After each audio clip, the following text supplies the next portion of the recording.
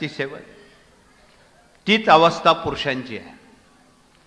गुरुचरित्र वाचण्यापेक्षाही जे मनापासून प्रहरे करतात त्यांना महाराज झुकतं माप देतात. तुम्ही एक वेळी पारायण केलं नाही तरी चालेल, कमी पारायण झाली तरी चालते, प्रहऱ्यात काटकसर करू नका. इथे आमचे पुणे जिल्ह्याचे लोक आलेत,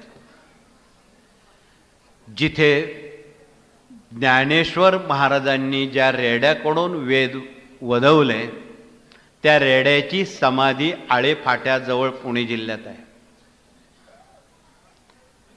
माऊलींना जाऊन 750 वर्ष झाली रेड्याला जाऊन.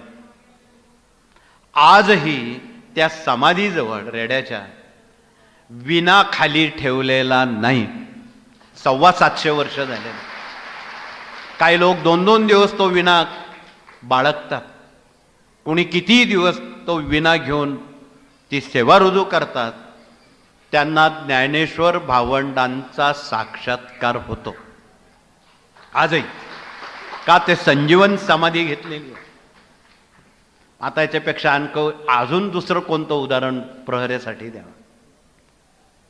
म्हणून एक वेळी पारायण कमी झाले तर चालतील, पण साप्ताहिक दैनिक सेवा केंद्रात कृपया आपण सबब सांगू नका. आमच्याकडे माणसं कमी आहेत, 2 असतील तर 1 उभा करा, ज्ञानेश्वर भावंडांच्या रेड्याप्रमाणे. बघूया किती कसोटी आपली महाराज घेतात. पण या कसोटीला अनेक लोक पास झालेले आहेत. रात्री 12 ते 4 ज्यांचे प्रहरी असतात त्यांना सदेह स्वामींचं दर्शन घडलेलं आहे. त्यावेळी आमच्या या फोटोवाल्यांनी स्वामींचे फोटो ज्यावेळी मोठ्या फोटोचे घेतले त्यावेळी कोरी करकरीत कॉपी त्या ठिकाणी होती. महाराज नव्हते, महाराज फिरत होते. काही पुरावे आहेत, त्या फोटो ब्लँक होते. मग या गोष्टीला काय म्हणू?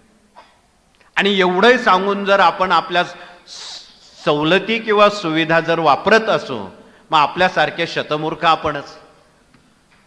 म्हणून कृपया असं होणार नाही.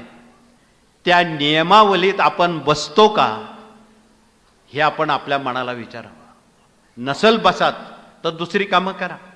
सर्वात या सर्वश्रेष्ठ काम आहे फलद्रूम करणारं ते चपला सांभाळण्याचं आहे. तुम्हाला पूर्वी आठवत असेल, इंदिरा गांधी प्रधानमंत्री असताना सुवर्ण मंदिरांच्या गुरूंनी तत्कालीन